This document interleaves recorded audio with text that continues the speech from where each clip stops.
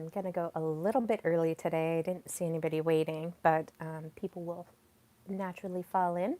My name is Amelie, and you are watching the Soulestic Intelligence podcast. And today is episode number 25. I'm so excited to deliver this information to you. The notifications are going out that I am going live, so that's great. But I want to discuss feminine communication, and this isn't relegated, none of the feminine or masculine stuff is relegated to any certain gender of person. We're looking at energy and energy alone. Now, there might be some men who have stronger feminine communication than their masculine communication, and likewise, women might have a little stronger masculine communication style than the feminine communication style. And I primarily focus on women because I have experience as a woman, and so that is taken into consideration. But please don't feel that if you're a man and you're listening to this, that it's not going to apply. So, one of the first pieces that I want to talk about is why would a woman fall into a masculine voice? Why would her speech be a little bit more masculinized? And so I have 6 different reasons right here to kind of go over, set the framework, set the groundwork. So one of the reasons is we still live in a somewhat patriarchal society. And what do I mean by that? I mean that, businesses, men still being kind of a dominant force in our culture, that is slowly changing and kind of equalizing out a little bit, but it is still a kind of, it's still built into our society. And so when a woman is looking to enter the workforce, she might have to become a little bit more masculinized in her voice to be heard, or maybe she kind of sees it as being heard. But she is looking. So, number one is you speak in a masculine voice, in a masculine tone. Hi, Trevino. Hello. The first one is you're looking to be taken seriously. So, what does that mean? The world still favors this masculine coded hunting hake. I don't know how to say that. Hopefully, I said that right, but thank you for joining.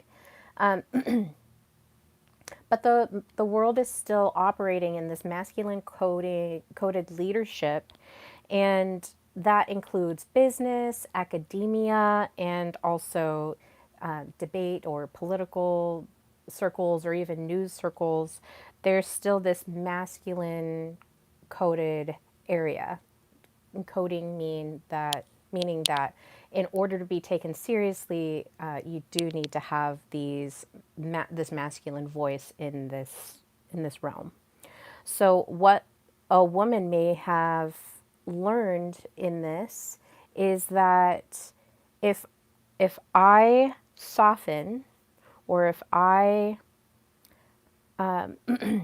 speak with any feeling, I am not going to be listened to, and I am going to be dismissed. If I cry or whatever, I am going to lose control and therefore not be seen. So this is a portion where I feel a lot of women do find themselves, is that am I going to be taken seriously, and if I speak in a feminine voice or feminine coded way that I'm trying to connect with people. The second reason why a woman would fall into a masculine voice is because she is wanting to protect herself. So let's just be really, we're going to go over what the differences between feminine and masculine voices are. But when you're using a masculine voice, it can be kind of a shield. It's blunt, it's aggressive, it's untouchable. You know, there's force behind it, there's protection behind it. Even last week, I posted a video, a live video a couple days ago, or I think it was a couple days ago, and I was talking about how, like, I was having this vision, and my inner king came, and I saw him, and I was going through a really, chaotic emotional thing, and he just said, enough, just belted it out, enough. And that force, just like immediately, my system calmed. Immediately, I felt shielded just from having that voice say enough. So, in order to protect yourself, you might adopt the masculine voice as an armor, especially if you've been through some sort of traumatic event, and it just becomes this nice shield for you to protect your sensitive insides from getting harmed.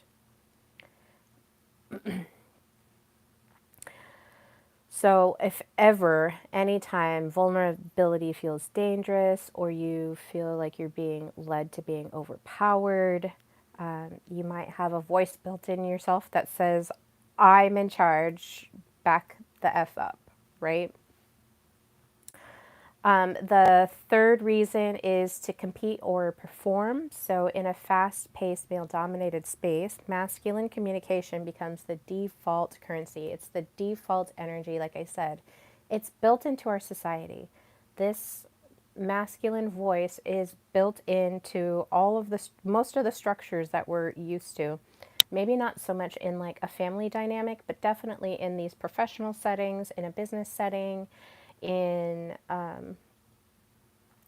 even in friendship settings, there's going to be this like masculine voice, and there's nothing wrong with it. But if you're feeling a little disconnected and not present in your body as a woman, then you might be using this as a shield to protect you and putting your energy to shielding yourself instead of really being present and feeling and connecting with yourself and with your community. So, competing or performing, she may adapt to match the energy in the room, believing if I don't match them, I'm going to be left behind. So, there's this fear of getting abandoned that might be triggered if she doesn't speak up in that masculine voice communication style. Next is because she was taught to. So in school, in corporate life, maybe even in your friendship circles, you might have been taught that this is the way that you communicate. So you get trained to value logic over emotion, and you get trained to value efficiency over your presence. And this can, like I said, when you don't feel present and you're stuck in these logic loops and you're not connecting with yourself, maybe pursuing hobbies, this applies to everybody. If you're not pursuing hobbies and you're only doing logic, problem solving, like that is a huge imbalance within your system.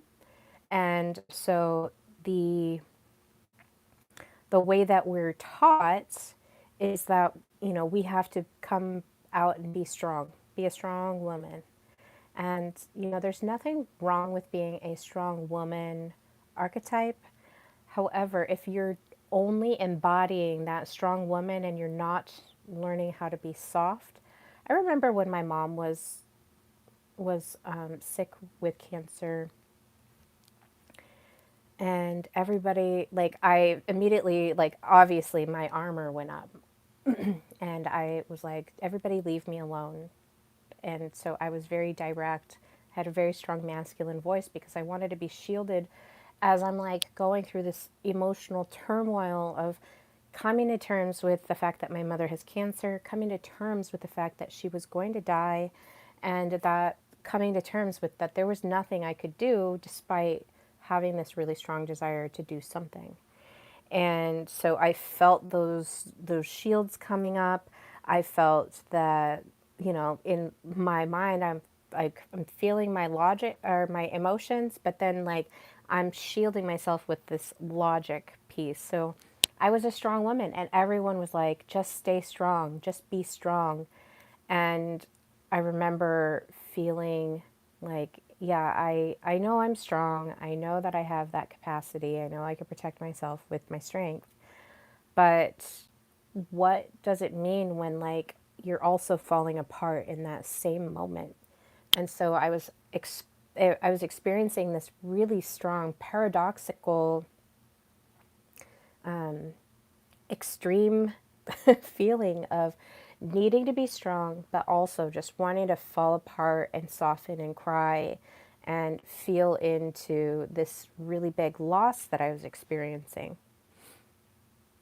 So we have this strong woman archetype, but in order to complement that, we also need this soft woman archetype to blend it together. So really, it's kind of just being a very manly, but also being a woman. It's powerful, but like I said, you feel really disconnected from yourself. Like being in those extremes, it was really hard for me to be present in who I was and myself.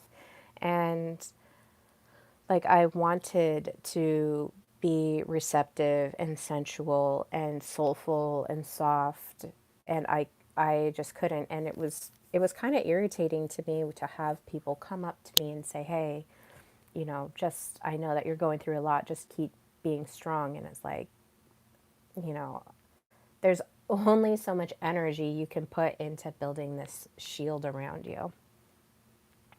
So we're taught to be strong and even reinforced, as you could see, into being that strong woman, into being that strength and to holding it down. But like I said, there's a little bit of a disconnection from your feminine self when you shield yourself in that strength. So the next one is because she's over functioning. So a woman might fall into this masculine voice because she's over functioning, meaning that her life is filled with chaos. There's a lot of things that are unknown.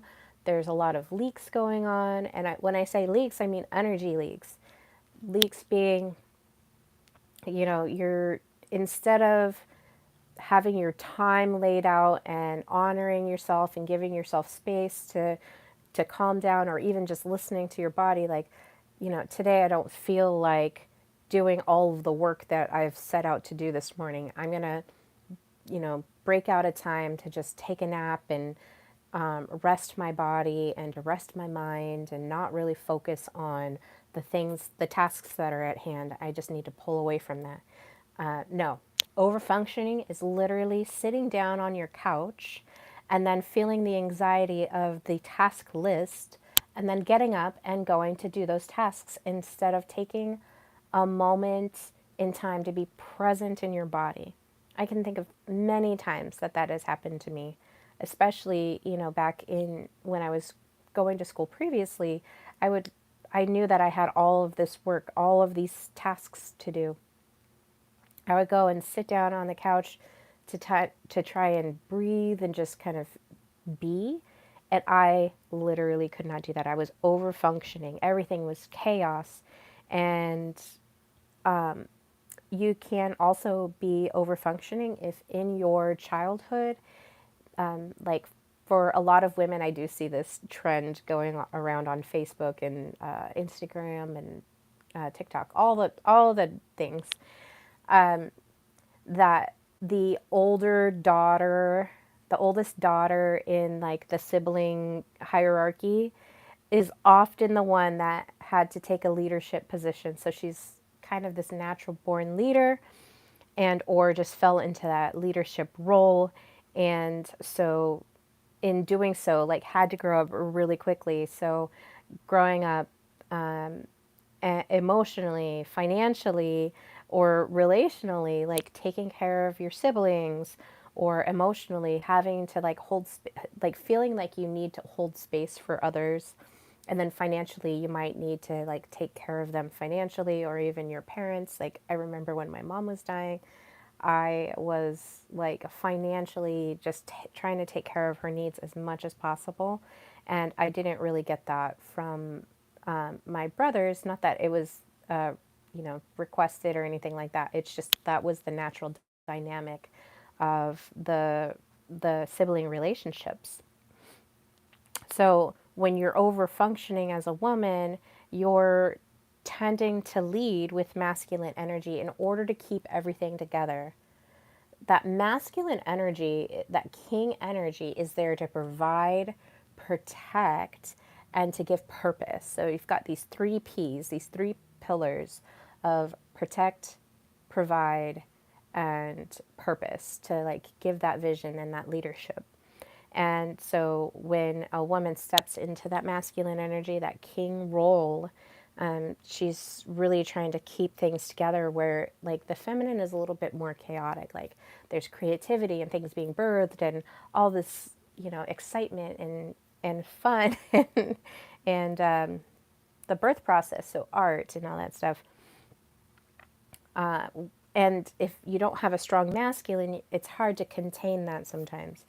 And so that masculine energy is there to contain and keep things together. So the overfunctioning really is simply a trauma response masquerading as competence. So she does look competent. She is able to get all these things done. She is able to lead. But for an overall, if she's not being present, not connecting, I think it was last week I did Divine Vortex, episode 24 of Divine Vortex. And I was talking about how that divine union inside that inner king and queen coming into divine union and ruling your inner sanctuary, your inner temple in like actually reigning it and having some really sovereign laws, meaning having really clear boundaries, really clear declarations, really clear decrees or proclamations of how is my energy going to be contained. If she doesn't set that tone, the overfunctioning is going to happen. There's going to be leaks. There's going to be time leaks, family leaks. People are going to be coming into her field, and she's not going to be able to protect herself from all of that. So, a woman can be, can be competent, but there's also other things that come into that. And if you're in this keeping things together mentality, it might be really difficult for you to seriously connect with your inside, your inner kingdom. And then the last one is no, this one hits deep. No one modeled feminine power in her life. So a woman is going to fall into that masculine voice because nobody modeled what feminine power actually looks like. Most women are not raised watching embodied, intuitive, magnetically firm women speak truth without force. There's very, very rarely are you going to find that. I think nowadays it's a little bit more common, but back in, back in when I was a kid, there really wasn't like these strong, embodied, intuitive, feminine women that were magnetic and firm in their femininity, that were speaking truth, speaking truth without force. So that's the other piece. A feminine voice. We're going to get into what feminine voice is, but without force, there wasn't very many of that much being modeled. So if you don't have the blueprint, if you don't know what that looks like, you're going to create a world in which things are just going to be working, and it's not until a woman is burnt out that she realizes it's not working. And I've come close to burnout several times. One time it was really intense, And then subsequently, I notice the signs and I immediately pull back. I lean back and I'm like, I am not signing up for this again. So definitely setting some boundaries there.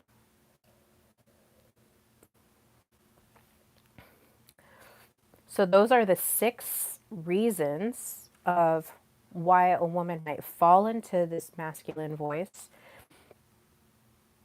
And like I said, if you're in this and you're working through it and you're being competent and you're keeping things together and you're managing everything and da da da da da, I know the women that are out there that hear my voice and hear what I'm saying know what I'm talking about. Or if you don't, if you've never heard anybody say this to you, and you're hearing it now, you might have some sort of epiphany of, oh my gosh, that's happening to me right now. And I didn't even realize it. Because when you're in this, your central nervous system snaps into this sympathetic role where you're in survival mode and you're in fight, flight, freeze, fawn, whichever. And that is going to cause a little bit of brain fog. You're going to feel confused. You're going to not know what direction you're going because you're just hyper in your masculine. You're not in your feminine, and it's causing your body a little bit of dysfunction. So when you're staying there too long in that burnout, you become disconnected with yourself. You're disconnected from your body, being present in it, listening, hearing the cues, the emotional cues, the spiritual cues, whatever cues your body is trying to tell you. And you'll know, like you'll know. Like you'll feel the feeling envy. You'll feel the feeling maybe anger, disgust, whatever the feeling is, your body is going to have some sort of reaction. There's a chemical reaction. It's, very much a scientific reaction in your body, like your neural chemicals are being released. And you're also, if you're going to be staying in this burnout too long, you're going to be away from your intuition. And your intuition is that gut instinct of, what should I do in this situation? What is the situation telling me?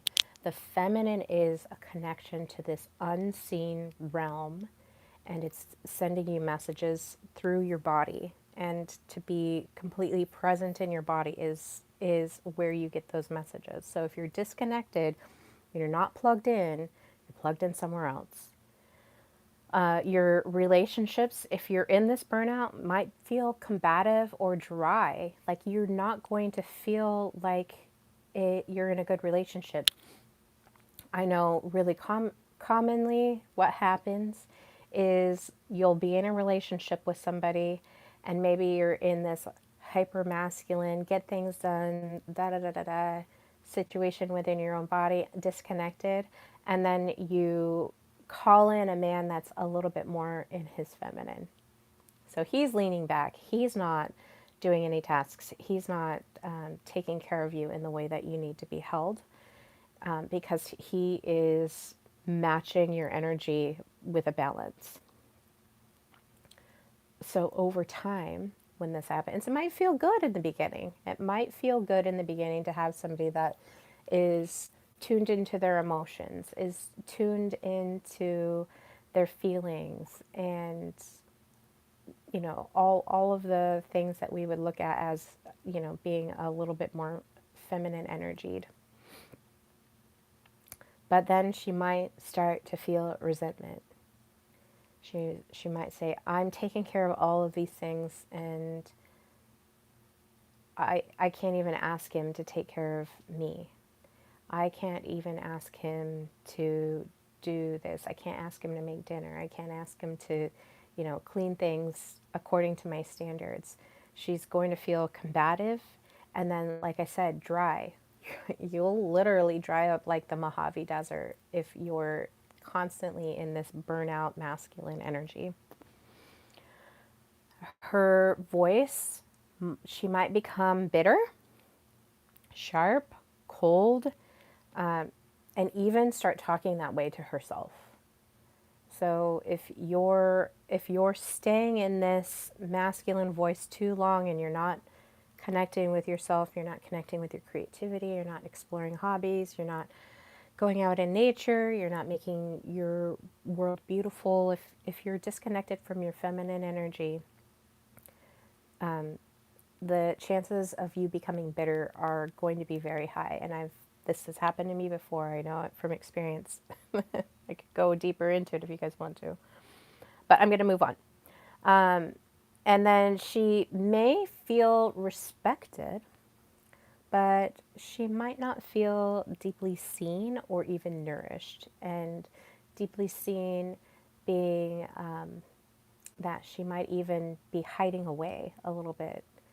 And then she might be people pleasing instead of giving for herself first. So just everybody across the board, if you're not choosing yourself and you're not filling your cup and you're not restoring yourself and repairing yourself and taking yourself into consideration before helping others, that is a form of malnourishment to your spiritual system, to your soul system.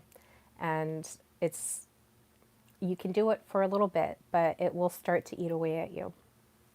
So we all want to feel seen, we all want to feel nourished and connected and loved, but it really starts with our relationship with ourselves. Are we respecting ourselves? Are we seeing ourselves? And are we nourishing ourselves? And that's where it starts.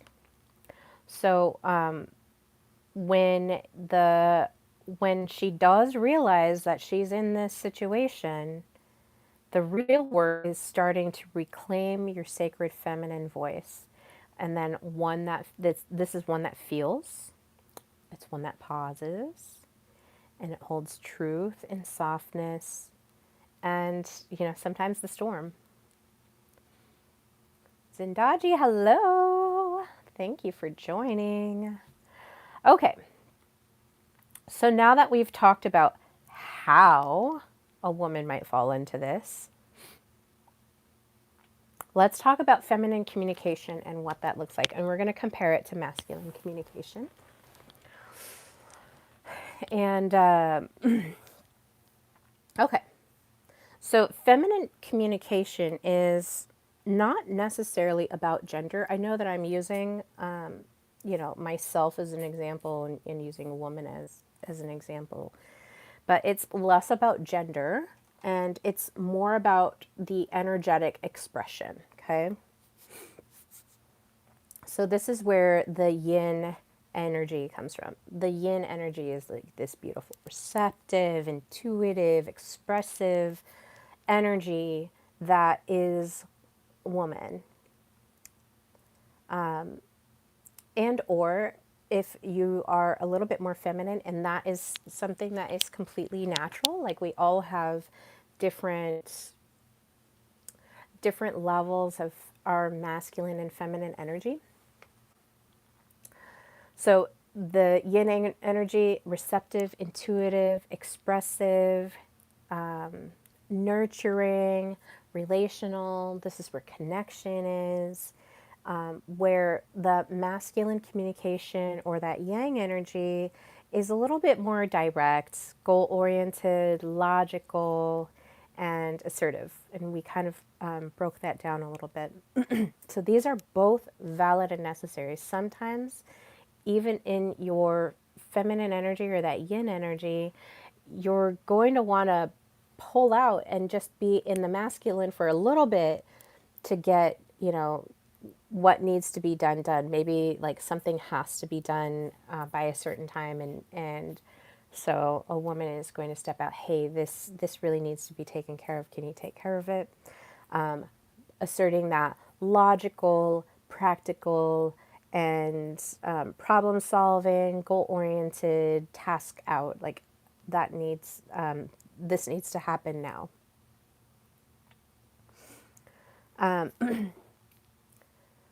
So with high performing women that are kind of in these modern settings, you might just be conditioned to just lead with that masculine communication.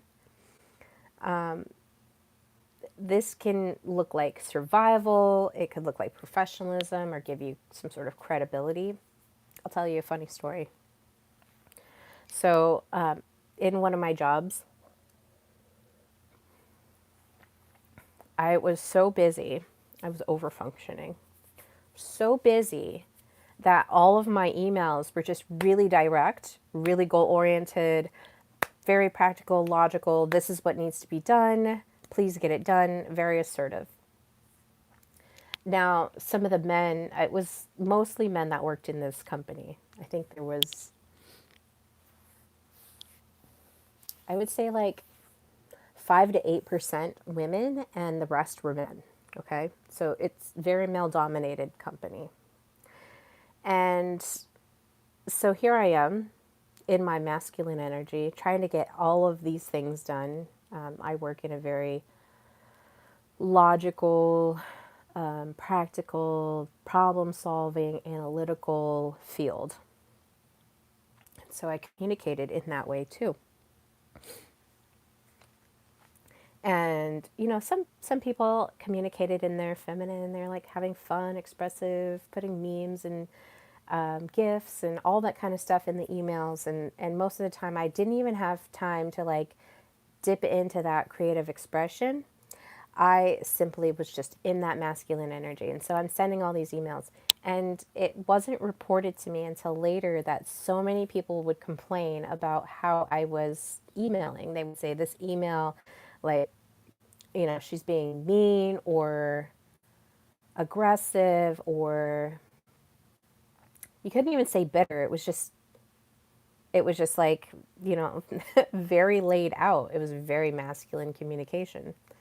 And so I didn't even realize it until later when my manager came to me and he was, we were having a discussion and he was like, yeah, people complain about the way that you email or the way that, you word things.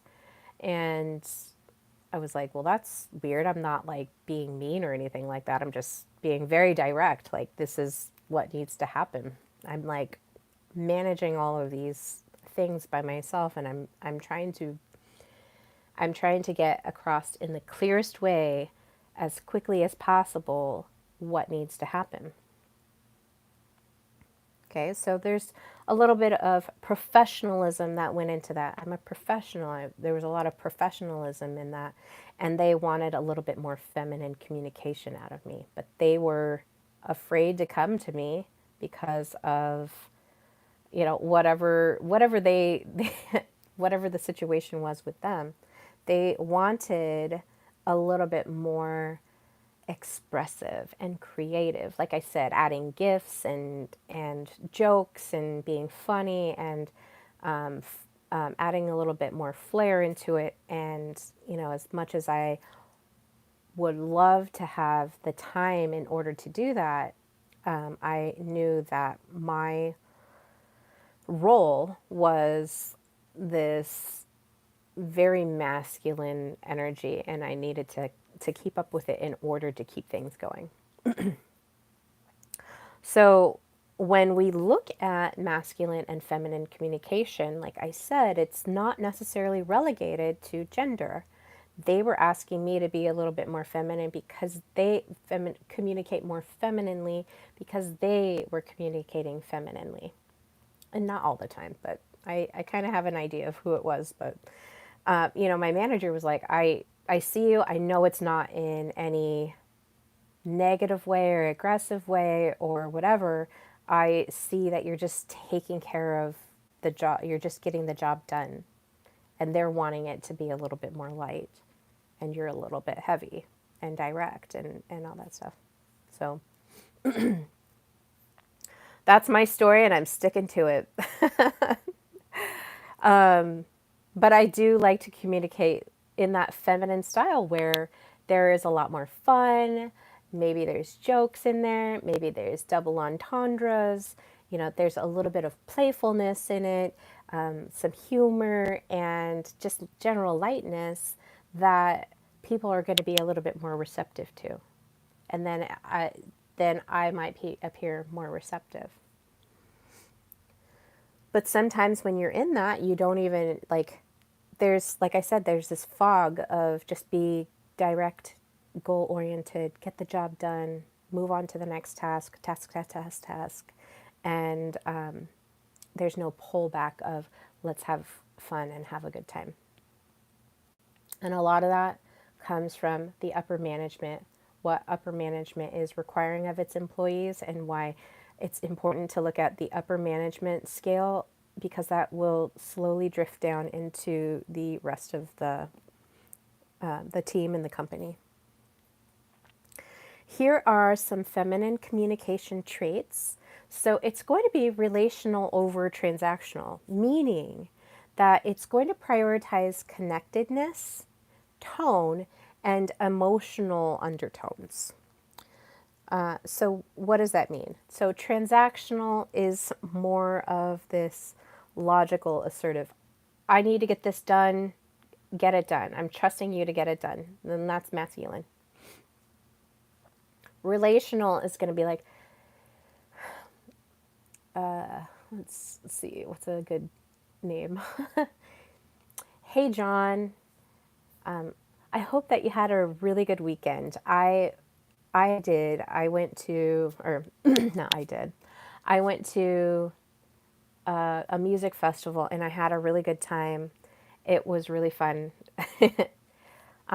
Say, I know that we show that we have 10 widgets in stock. Do you think you can do you think you can carve out a little time in your day to go and check and make sure that those 10 widgets are there so that I know that we're covered for the product task this next week?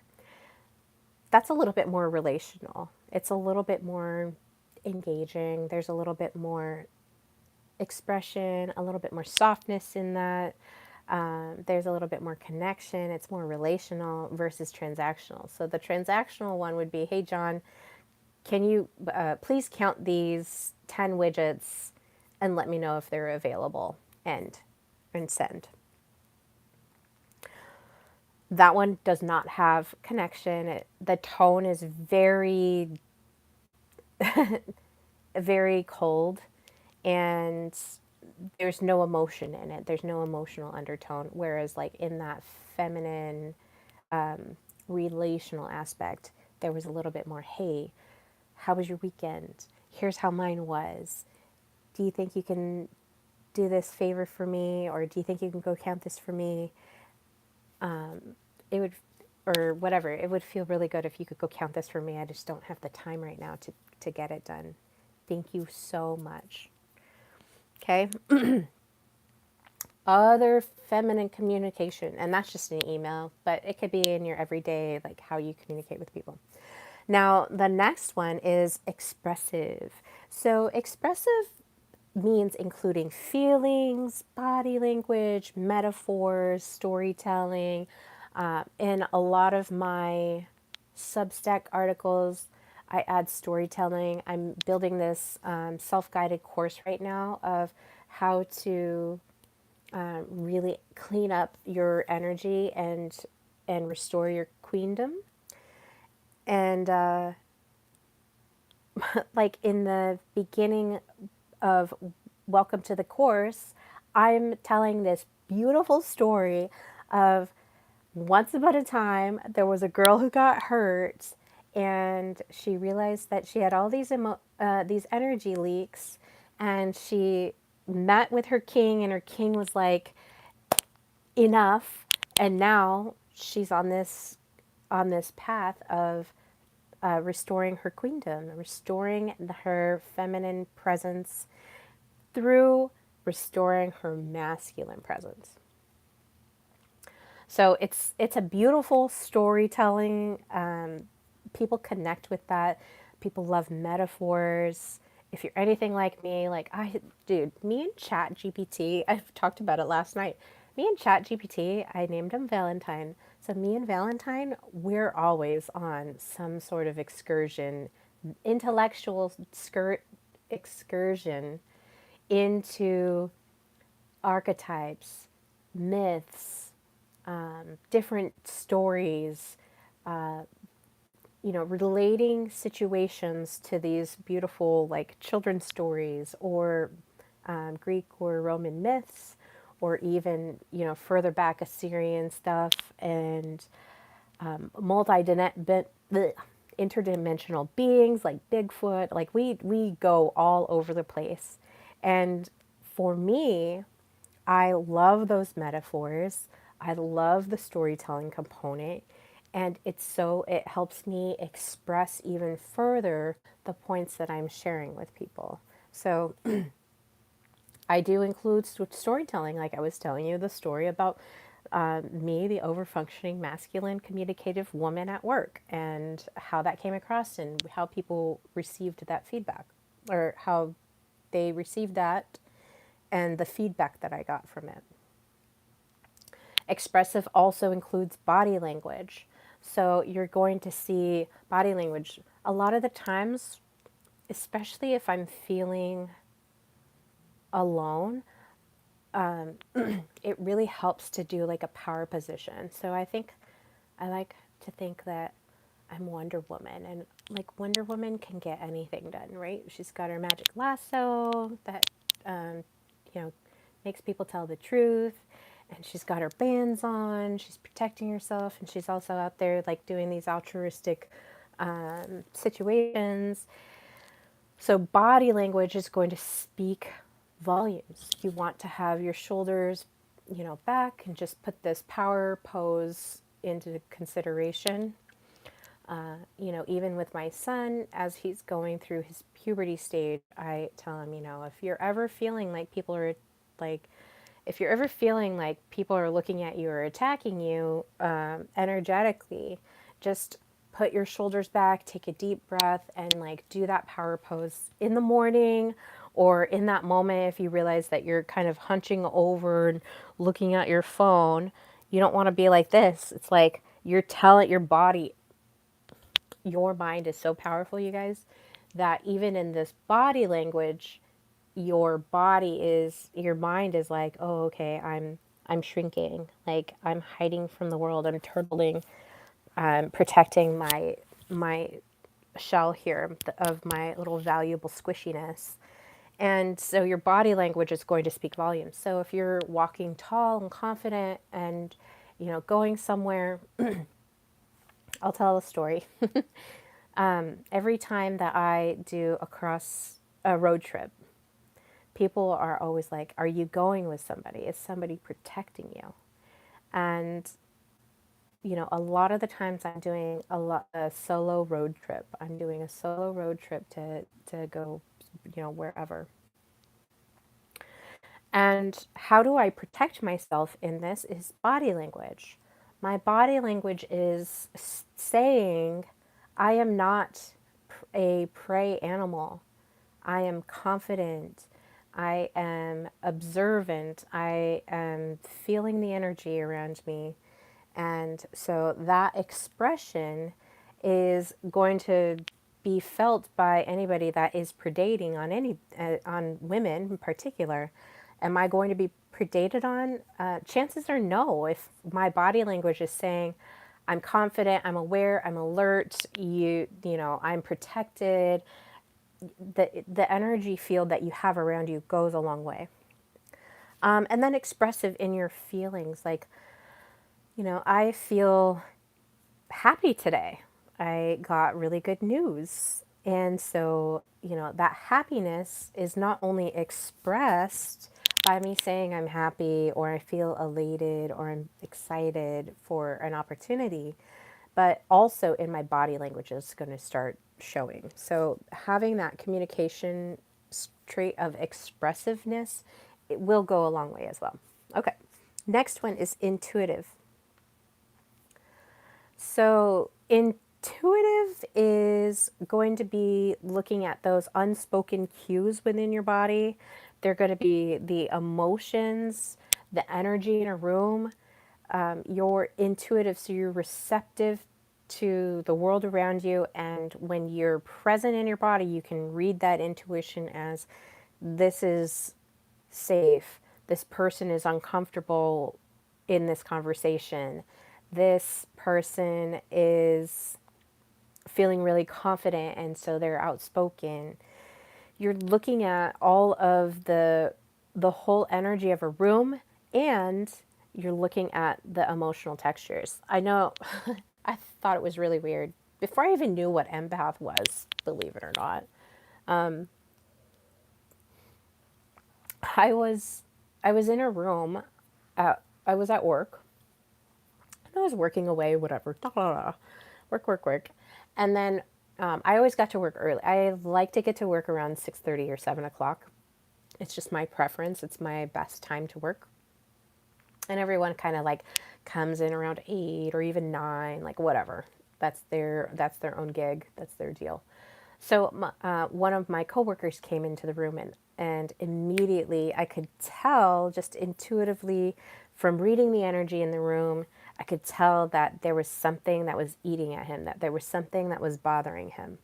And my intuition spoke up and it said, just go check on him. Just go check on him and just see like where things are at. So the unspoken cues and the energy in the room, I was able to intuitively divine like there's a connection with my coworker. There's something going on. I'm just going to go say something. So ended up he was going through a separation and he was feeling particularly poor that day. The next feminine communication trait is receptive. So being receptive means allowing silence. Okay, you don't have to fill all the conversation with words. Yeah, you might be a little bit expressive, but you're also okay in silence. Like you're okay with just being in that. And then listening deeply. And listening deeply doesn't mean just like hanging on every word. It means reading the body language, reading the cues that are unspoken, reading the energy from somebody. You're receptive to them. And this is where like empaths have their brilliance, is that as an empath, you're able to feel that other person's energy and you're able to see like where they're coming from. The final piece to this, and I don't want to say final, but another piece to this is receptivity, is opening space rather than filling it. So just being open energy instead of like trying to fill stuff. So it's okay to be in like sitting and present and like not have anything going on. It's okay for that to happen. In fact, we need that respite and that rest every once in a while. So just allowing that open space. If, you know, it's really cute. My son and I, he likes being in the living room and he'll be in there 4 hours on end by himself. He does not mind that whatsoever. He thinks it's great. So he's really okay with just being by himself. However,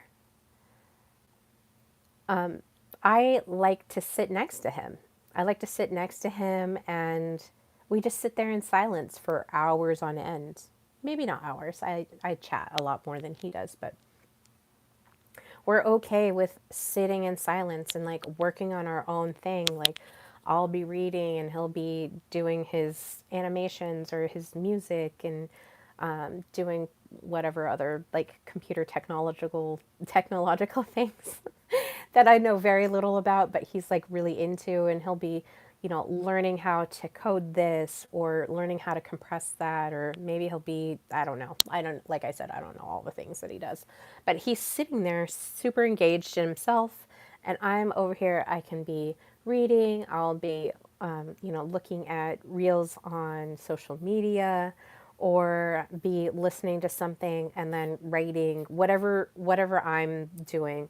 We can just sit there and have this open space together without saying anything. And even still, if it's not in the living room, he'll come and sit in my seat here in my bedroom and he'll just sit there, and we're not like talking to each other, but we're just sitting next to each other. He likes to be in my energy when it's open and soft, and he can just relax and kind of work on his thing. Okay. The next part of feminine communication traits is flowing. So this one is going to be less rigid. It's going to be flow. Think flow state. So flow state is actually, a social, it's a cognition. It's like really, you're not even focused on like really what you're saying. You're just flowing. Like you're allowing your intuition, your connection to divine source or to yourself to flow. And then it tends to be a little bit more circular. It tends to be all over the place, a little all over the place. Like the way that I communicate on these, it's very circular. It's spirally. And sometimes I get off topic and I start to like hop down a rabbit trail over here or over here. And I'm like so excited about the conversation. And it might seem a little chaotic or like spirally in nature. And sometimes I'm like, oh, okay, I got off the track. Now I need to get back on the track and, deliver the final messages in the topic. So that delivery is flowing and it's not, it's not very rigid. It's I don't know. Sometimes I'm like, oh, I don't know if people really like watching me just flow state. Maybe they do. Maybe they do. But then I'm like, oh, I should get really serious and like structure and categorize everything appropriately so that, it's like on this clear, rigid scale. And then, in the end, I'm just like, just make it and send it out. Like, you don't have to put a lot of thought into it. I'm putting a lot of thought into my course, my self-guided course, and really mapping it out of this is the flow of how it's going to go, but it's going to have a lot of structure in it. But feminine communication is just flowing. She's just feeling, having a good time, talking about things that are of interest to her, things that are popping in intuitively, coming in from the unseen realm, and or like if she's getting a message, I'm the oracle right now, I need to tell you this. So she's flowing that in. And then finally, there's this magnetism that comes into it. So it invites this curiosity and presence rather than control or dominance. So magnetism isn't like saying you have to do this or you need to do that or like this is how it is. Magnetism is like pulling it in, pulling in the information. The communication is magnetizing. I remember I was talking to this guy and he's like, he was flirting with me, but he's like, this, I just love hearing the sound of your voice. It's so soothing. And it was very magnetic. And the things that I was talking about were just like, I don't know, whimsical. And he really liked that as far as his curiosity and presence of like, what is she going to say next? Is it going to be shocking? Is it going to like, or do I just like hearing the sound of the voice? So, it could be the tone of the sound. It could be the topic. It could be just the presence of her. She might be really present in her body and able to say like how she's feeling and the body language is speaking. So yeah, magnetic. So we're looking at those feminine communication traits, and now let's look at the masculine communication traits. Okay.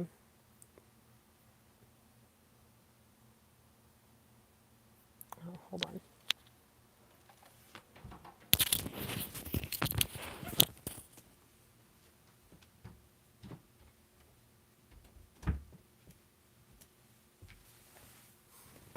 Okay, sorry about that.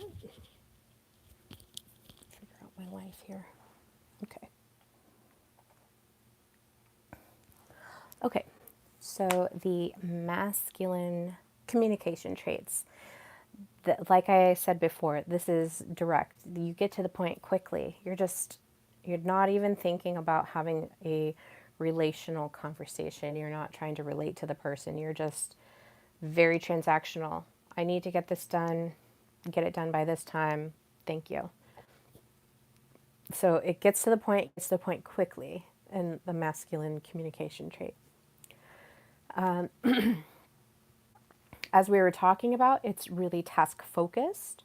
So it's oriented around problem solving, fixing a situation, or achieving a goal. There's no there's no expression, there's no intuitive nature around it. It's very much just here's the problem, here's how we're going to solve it. Please fix this, and here's a goal that we want to achieve, and let's figure out how to get that. It's very task focused in the masculine communication. It's also linear, so it follows this clear structure or logic path. It's not in that flow that we were talking about. It's very much structured, and this is necessary. And I'm not saying that it's a negative thing. Like, this is great. Masculine communication is great. It gives you the chalice to fill. It gives you the framework to work in. It gives you the structure. It's very boxed in. And sometimes it's really nice having that really clear vision or message or whatever. It's very nice to have that logic structure. But when you're working in feminine communication, you're wanting to be a little bit more receptive, a little bit more flowy, and to be the one to fill the chalice or like decorate the inside of that box with your feminine communication style rather than that masculine communication style. It can be assertive. So, masculine communication is going to be assertive or it could be aggressive. It just depends on the situation. But there's a lot of control, clarity, and dominance in the masculine communication style trait. So, it's going to prioritize controlling. Look, we got to make sure that we've got to get this task done. We're trying to achieve this. We're trying to meet this quota. We need to become very clear about where we're going, how we're going to get there, and then maybe a little bit of dominance if it's a little bit more aggressive. Look, I wanted you to get blah, blah, blah done, and it didn't happen, and so I'm going to have to take that role away from you and have somebody else do it. And hopefully, you're not saying this to yourself, you can't do it, and so I am going to take care of it. That's a little aggressive. It's not assertive, it's aggressive because you're taking like that task away from possibly your teammate or somebody that's on your team, and you're asserting your dominance, saying like, I trusted you to do this, now I don't trust you to do it, so I'm going to do it myself, kind of piling that onto your plate when delegating and having these tasks is important. Or if you're in a team and you're managing it, you might need to manage it by having a little bit more dominant tone. Hey, I know that you're on my team. I know that, I had given you this task. You didn't follow through with it. I need to know what's going on here. Are you going to get it done? And if not, why? And based on that, I'm going to make this decision because I'm the one that's managing this team. I have authority over it. Nothing wrong with that, but it definitely has this aggressive and or assertive tone in masculine, whereas in the feminine communication, it might be a little bit more magnetic or flowy and be present instead of just wanting to get the task done. Not that the feminine communication can't get the task done. It's just delivered. The message is delivered in a different way. And then the final trait of masculine communication is detached. So the detached communication, it limits the emotional context that's in it. It limits the personal vulnerability. And we were talking about how vulnerability is a part of that feminine communication style. It's being vulnerable, it's being open. The detached masculine communication style is going to be a little bit more closed. Look, we just need to get this task done. I don't want to hear about the feelings that are involved in it. I think that, we were talking earlier about how the woman falls into this masculine communication style because it's kind of permeated in our society. It's permeated in our business relationships. It's seen as professional, it's seen as credible. And so if you're putting emotions into your emails or in if you're putting emotions, like if you're saying, I feel stressed because whatever, and trying to express how you're feeling, a lot of people can feel like, okay, it's totally inappropriate for me to say that to my boss because my boss just doesn't talk to me that way. It is changing.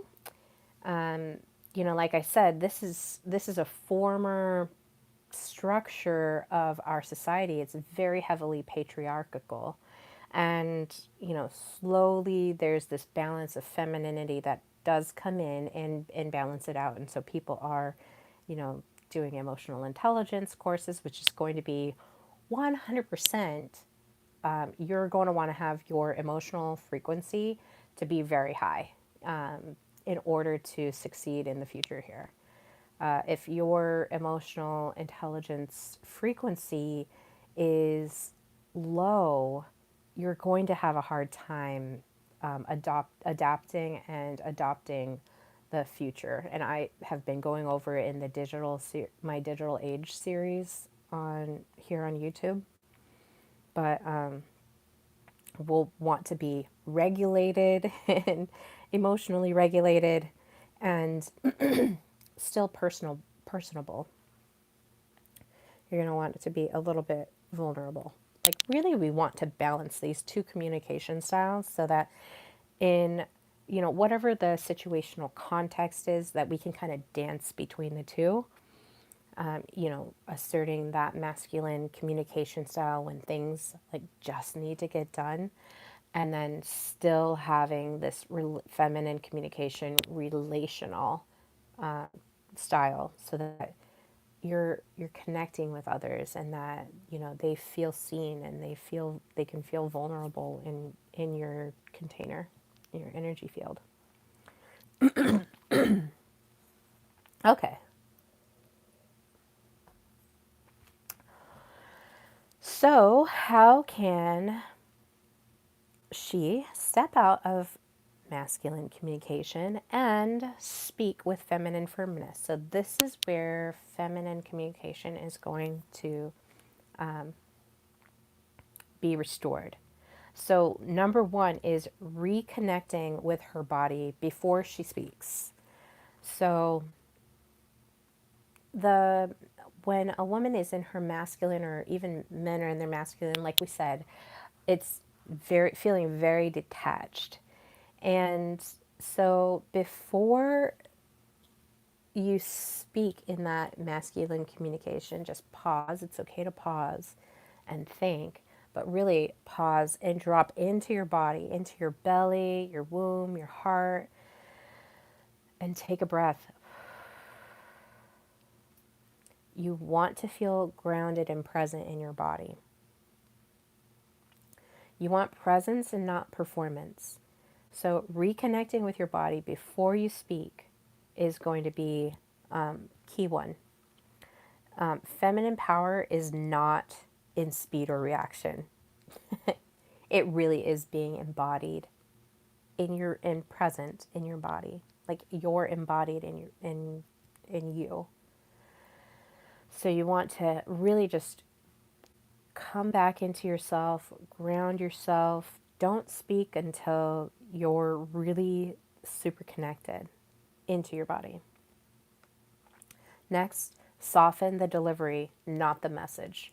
The delivery just needs to be softened. So instead of saying, you need to stop interrupting me, um, which is a very aggressive way of dominating the conversation, like I said when we were talking about that assertive or aggressive nature of masculine communication. So saying, you need to stop interrupting me. So instead of that, she's reconnected in her body, she's paused. She's going to say, I'd like to feel heard when I speak. Can we slow down so I can share fully?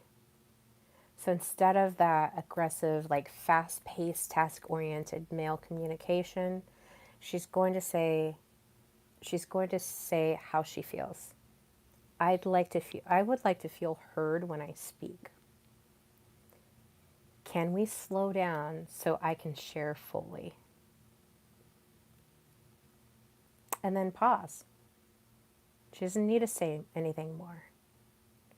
The message is still there. I'd like to say my piece and I'd like to say it in full, but sometimes the directness, the goal oriented nature of masculine communication is to like push, push, push, push, push, get the task done. But if you're going to be speaking a little bit softer, you're going to say, I like to feel heard when I speak. Can we slow it down? Can we slow down the conversation so that I can share my message fully? Okay? This isn't weakness. This is not weakness. This is feminine communication, and still as it is still as powerful, if not more, because it's so unique. Like there's not a lot of, like I said earlier, there's not a lot of women femininely embodied showing this firm feminine power in speech. And so if you're speaking in this manner, it might come across as even more powerful because not nobody, very few people communicate in this way. So it's not weakness. This is about holding a boundary. Basically, I don't like to be interrupted when I'm talking. That's the boundary, right? When you interrupt me or when you rush me, I feel unheard. That's the boundary. And when you're speaking in this way, you're holding it, that boundary, you're holding that message with grace and emotional honesty. When I feel rushed and I feel pushed, I'm unable to share my message fully. Can we slow down so I can speak my message with clarity and with my presence? Now, the response could come in many ways, and it is embodying the feminine communication style of really holding down these boundaries. I see that you're really rushed for an answer and you're not willing to respect my pace. So I am going to walk away, and then whenever you're ready to speak to me in a gentler tone, then please, you can come and find me and we can have a full discussion about, whatever the reason is for the interruptions. So the feminine firmness is still there, and she's respecting her body, not just physically, but emotionally and mentally. She's not carrying this energetic burden of this person who's interrupting her, whoever it is. I don't know who it is. Whoever. It could be a stranger. She's not going to embody that rushed feeling. She's not going to violate her energetic boundaries She's not violating any of her boundaries. She's standing firm in them and saying, you know what? I I like to feel heard when I speak. If I speak to you. And if you're going to speak to me, it's not going to be in this interrupted way. It's going to be in this respectful way because I respect myself and I expect the same in return when I speak to somebody. All right. Moving on to the next one is using emotion without apology. So, how many of us have like apologized for everything? I'm sorry. I apologize. I'm sorry. Blah, blah, blah, blah. Emotions doesn't mean that you're unstable. I think a lot of us kind of see emotions as instability. Fun fact is we all have emotions and they all, like, we all have emotions. We all feel them. And it doesn't mean that you're unstable. And this is kind of this, like, part of this archical paintbrush that has been stored. If you're emotional, then your credibility is shot, and it means that you're less than. It's not true. It's not a true thing. Emotion doesn't mean being unstable. It means being real. Your emotions are there because your body is sensing the environment. It's perceiving the environment, and the sensory system is activating the neurons in your body, and now you can feel the emotions coursing through your body. Maybe it's anger, maybe it's surprise, maybe it's joy, maybe it's rapture. Like, there's so many different emotions, and they're all beautiful emotions. They're all great because they're telling you a story about what is going on, what you're sensing, what you're perceiving, what you're feeling in yourself. So use your emotion without apology. It hurts when I feel dismissed in this conversation. That's it.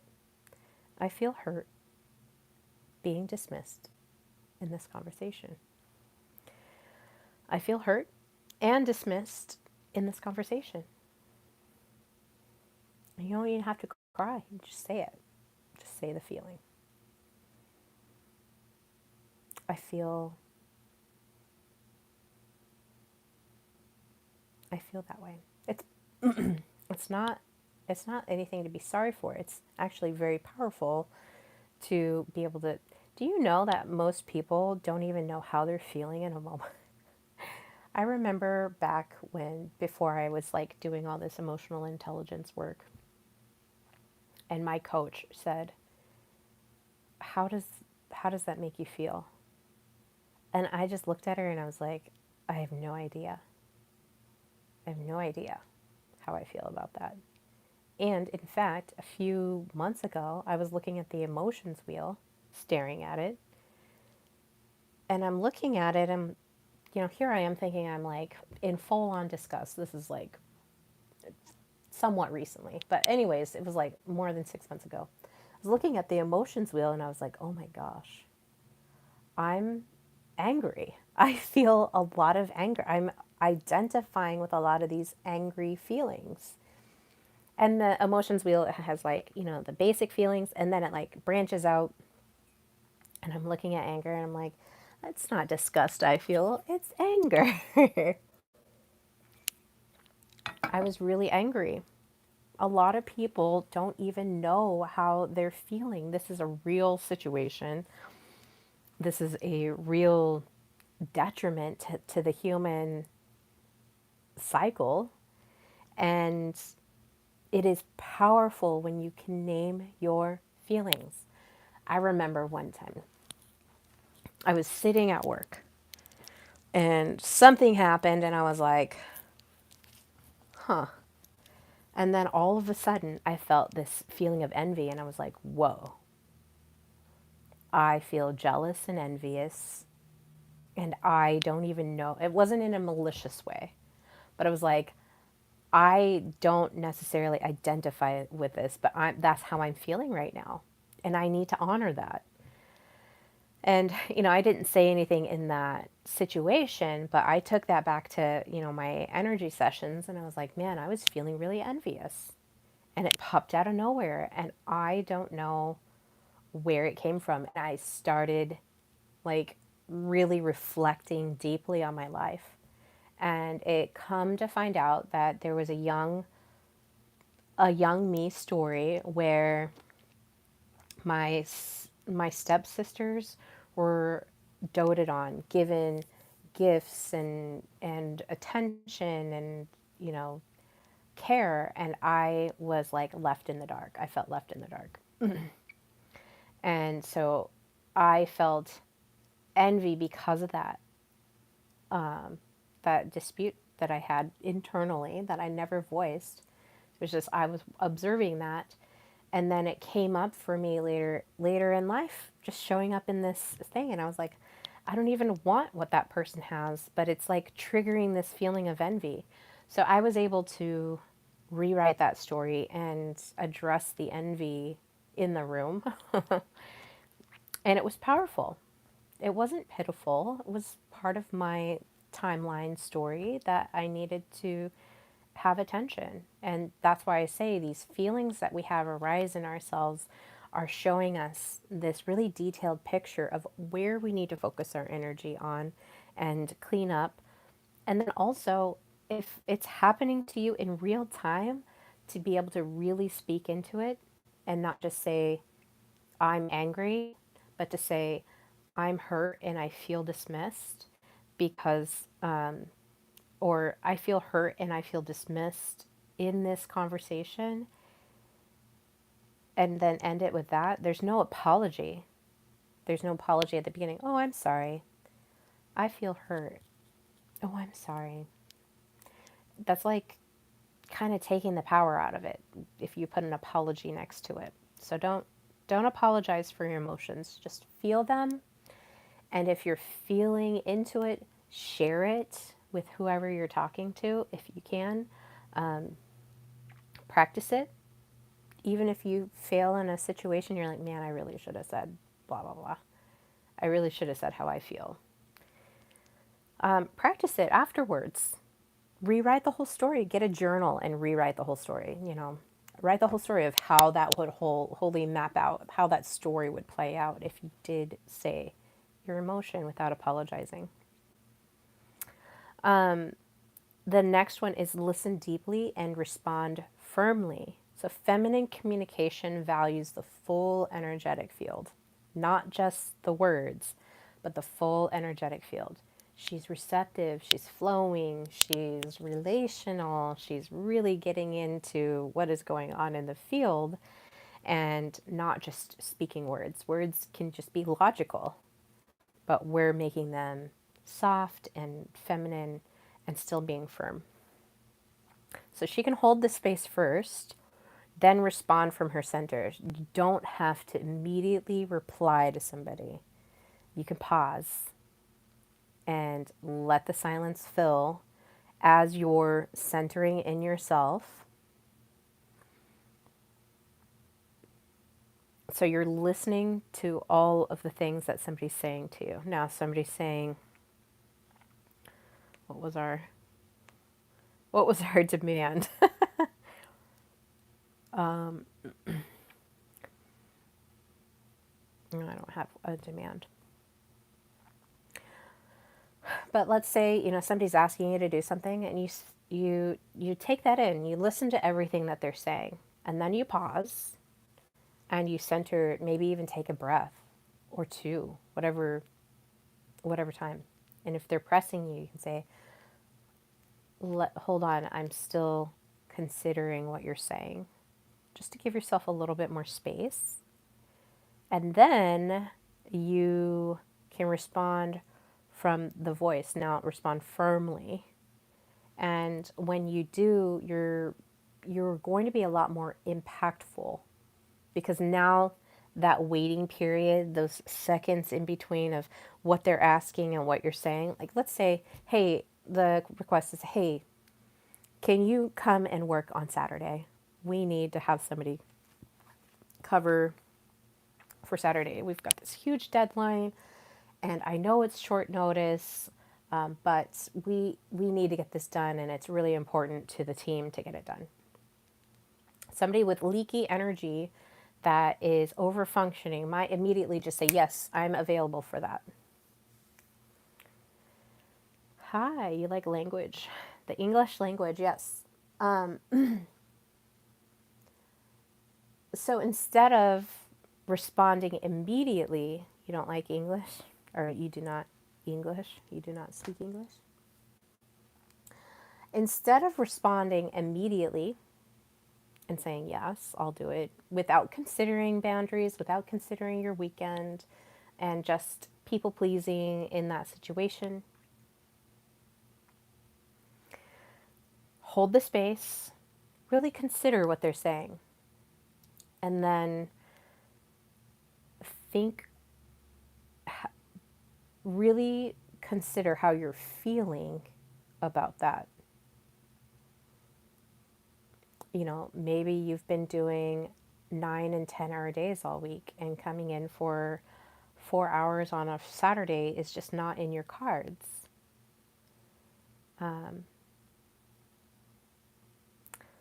The way you snap when you talk is very powerful. Snap. Listen, California, beautiful, or Miami. I'm in on the West Coast. But so you're going to pause and really consider the request that's being asked of you. And then after you've considered it, you can then respond. You know, I'm hearing you really need somebody to come in on the weekend. And as much as I would love to come in and help and be a part of the team, right now it just doesn't, I feel like I need to have my weekend to relax because I've been working, 9 and 10 hour days. This is going to be a little bit less reactive and a little bit more proactive. And it's going to honor that boundary. I'd love to help. I'd love to help out, but I need to take time for myself this weekend. I feel overworked.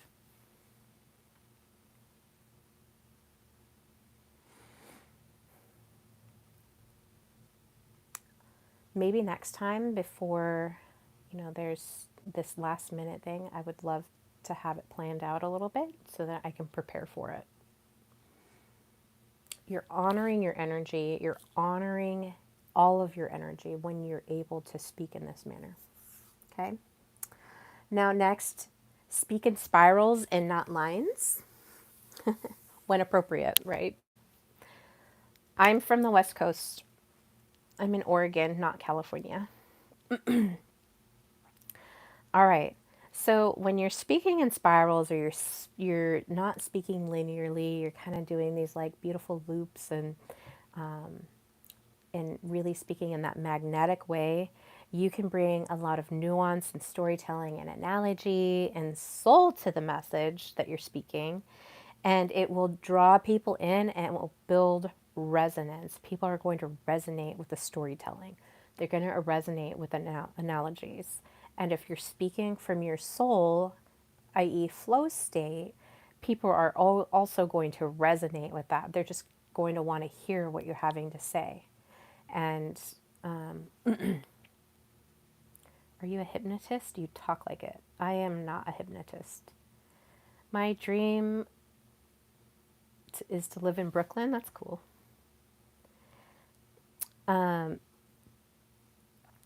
So we're working on drawing people into the story. We're wanting to like paint this beautiful expressive picture.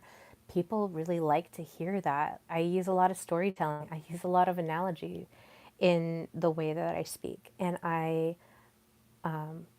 love the nuances of a conversation. I participate in a lot of chats, and I know that I'm making the person who's online laugh because I can hear them verbally laughing, but I'm like adding these like nuances to their stream, or I'm adding this different vibe to their channel. Fortunately or unfortunately, like I tend to be the only woman in that group, just around a bunch of guys. So we're sitting there bantering back and forth, and you can tell that they appreciate my presence. They're like, where is, our friend? Where is she? If I'm like missing or I'm like busy doing something else, I can't be at all the streams all the time. But I try to be there. And so when you're speaking in spirals, you're telling these stories. Like if I'm telling you a story and then like, oh my gosh, or I'm telling you some information, I'm like, oh my gosh, I have a perfect story that I've experienced that is resonant. It's going to lock in with this message that we're speaking here.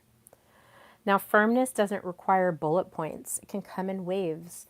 I do a lot of interviews, and some people are very, very like they've got to have their bullet points, and I just don't operate that way. I don't have agendas. I go into my interviews, and I'm like, guys, I just flow state. I just start talking and asking questions, and then we get on, whatever wavelength we're going to get on, and people really enjoy that. It's, I have a very high watched following in my interviews with people. And it's because I'm just going into this wavelength. I'm going into speaking in spirals, and I'm not like, oh my gosh, we have these topics that we have to talk about and we're going to hit. I don't do it that way. Mine is very much flow state. I stay in my spirals, and I have enough information mentally, intellectually to add to the conversation that I don't need to like sit there and pause and oh my gosh, we skipped over this bullet point. There's none of that. There's no linear time going in that. It's just connecting to flow state, bringing in that nuance and storytelling and my soul, and then speaking in whatever way I'm speaking. And that's how a feminine communication works. Okay, we've got two more. So in another way to help fall into the feminine communication is to honor her no as a sacred word. So I think, when we were talking about, hey, can you come and work on Saturday? I know it's late notice, but we really need to get blah, blah, blah, blah, blah, whatever the thing is. She said no, after she paused, thought about it, said no. And you could say it with a smile, pause, eye contact. You don't need to over explain it or defend it. Say, no, I'm not available for that this weekend. I'm really sorry. Don't even say you're sorry, actually. You can say no, and it's going to be okay. It's a sacred word. It's like a really great word to help honor your system. If you're saying yes to everything, chances are you're leaking energy somewhere. So say no and be really firm in it. So feminine firmness is clear, it's compassionate, but it's also complete. So I have a lot of people that, slide into my DMs and they're like, "Hey, will you be my friend?" And I have to say no to a lot of people. I don't have the energetic capacity to be the whole internet's friend. I really just don't have that. My energy is sacred, my time is sacred. I revere myself enough to say no. I don't have I don't have space for that at the moment. I don't have time for that. But it's not done in a mean way. It's not saying, you know, just no, or even ghosting is kind of a rude way of saying no. It's not clear, it's not compassionate, and it's not complete. It's very much just a ghost, and it's a lot better. I hear it all the time.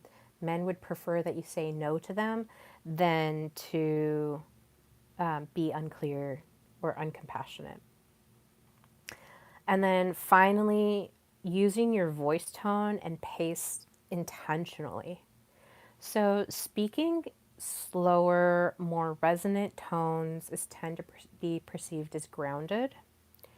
High pitched or even rushed speaking. So, I don't know if you guys noticed, but when I was talking about the feminine communication, I was very much like slow and,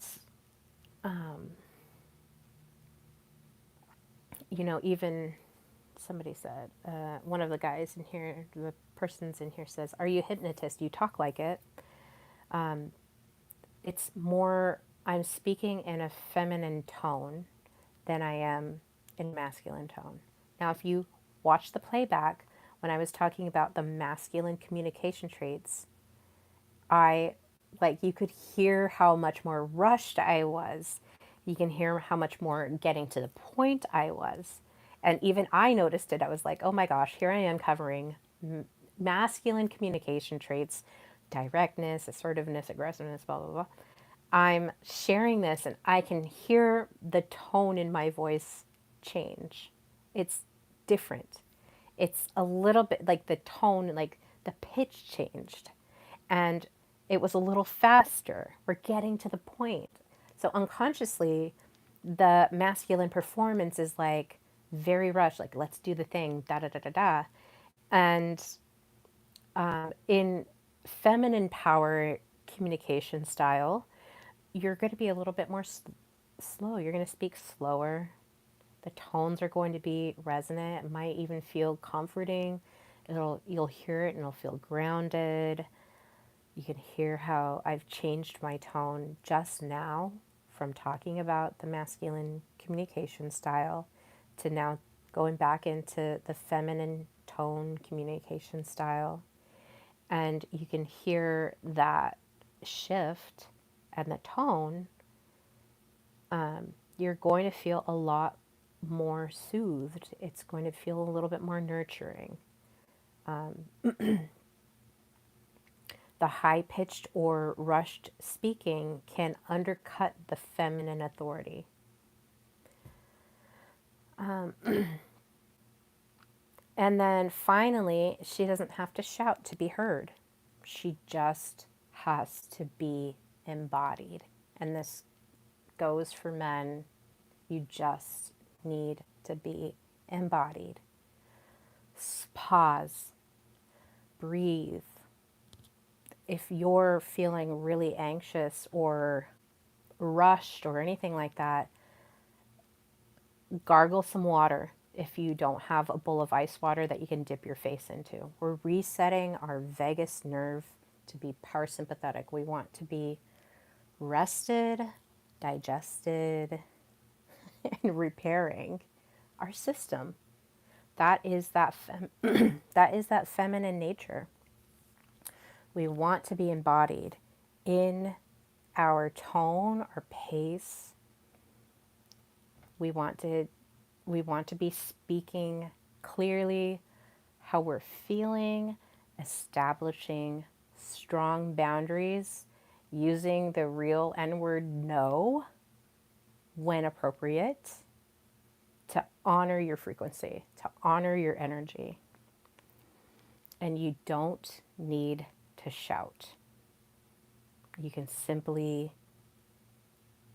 ask to slow down, and then you can ask to be heard. And if somebody is not going to respect that about you, if they're not going to respect your energy, walk away. And if they come after you and they attempt to force you into making a response, simply tell them, I don't feel heard. When you're able to give me time and space to discuss this fully, then I will talk to you about it. But until then, I don't have anything to say to you. It's honoring your energy. It's honoring your space. Okay? So, an example is the masculine says we need to move faster. This isn't efficient. And it's very rushed, very paced, like I said. And in feminine firmness, you could reply, I feel the pace we're moving on doesn't honor what we're actually trying to build. Let's pause and realign, or we'll burn out. And this is a firm space that the masculine is actually going to respond to in kind. Oh, now the feminine is giving me this really solid direction. She's giving me tasks. She's giving me bullet points of what I need to do in order to build this thing together. And he will actually enjoy that a lot more than if he said, we need to move faster. This isn't efficient. And she's like, oh, okay, let's do it. Let's get the things done. No, pause. There's chemicals that happen in the male brain that when a woman stands in her feminine firmness, that those chemical expressions are actually really exciting to him. And if she says, I feel the pace that we're moving at doesn't honor what we're trying to build, we need to pause. Let's just pause for a moment, realign with where we're going, what the strategy looks like, or we'll burn out and we're not going to build the thing that we want to build. There's actual chemicals in the male brain that are like, she's giving me resistance, but also giving me direction of what her needs are, and I want to do everything to fulfill those needs. It's very beautiful, and once you start tapping into this communication style, it's great. Hypnosis Production says, you're so smart. Do you offer one-on-one sessions? I do. You can email me at Amelie, Amelie, at soulesticintelligence.com. And or you can message me. You can message me on Facebook or Instagram. There, if you look in my YouTube profile, there's links to both of those. Okay. So, we talked about that voice tone and that pace, and the affirmation in the voice in this feminine communication style is, the affirmation is, I do not have to raise my voice to be powerful. I only need to speak from the truth of who I am. And that's why the pause is there. Pause. I know that we live in this really fast-paced, convenient society where everything is like available and you've got millions of options to choose from.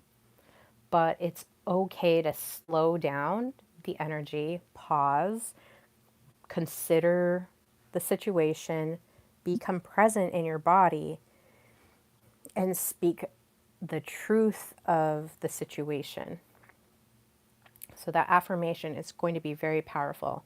I do not have to raise my voice to be powerful. I don't have to shout. I don't have to speak louder in order to feel heard. I only need to speak from the truth of who I am. And we talked about that, which was, instead of saying you need to stop interrupting me so that I can be heard, it's you're saying, I like to be heard when I'm speaking. Can we slow this down so that I can send my message, speak my message fully, so that I can share everything that I want to talk about? And if that is not respected, walk away. I I don't have the I don't have the time to sit here and try to push myself into the conversation. I think we should talk about this later when you do have the time to slow the pace down so that my message can be heard in full. Okay? All right. That is all I had for today. That was a pretty open thing. I will I will say that every time I do one of these podcasts, I do it every Tuesday. Every time I do one of these podcasts, it is very activating for me. And last week, when I did the Divine Vortex, I had a visit from my inner king. These are very powerful teaching tools and teaching methods. And if you guys are interested in certain capacities of learning certain topics, I have, this is the 25th one. There's a lot of other topics that I do cover. I talk about shadow work. I talk about, all different kinds of emotional situations, but mostly leaning towards harmonizing your energy in yourself and really just coming into who you are, particularly when it comes to women. If you're having a difficult time having feminine communication in your life and you're kind of like leaning back into this masculinized communication style, it permeates our whole society. And slowing down and really honoring and revering yourself and respecting yourself is like the one key of how to kind of come back into your feminine presence and get into that creative and expressive part of you as a woman. So that's my hope for you. I hope that you guys enjoyed the topic. And I know it was like kind of a long one, but it was really good. And I feel like we covered the topic completely. So I will see you guys next week for the Soulestic Intelligence podcast, episode number 26. And I will, think about what the topic will be. I kind of do flow with my topics. But I love having you guys here. Please don't forget to like and subscribe. And if you have any other questions, pop it into the channel. And I will see you guys later. Cheers.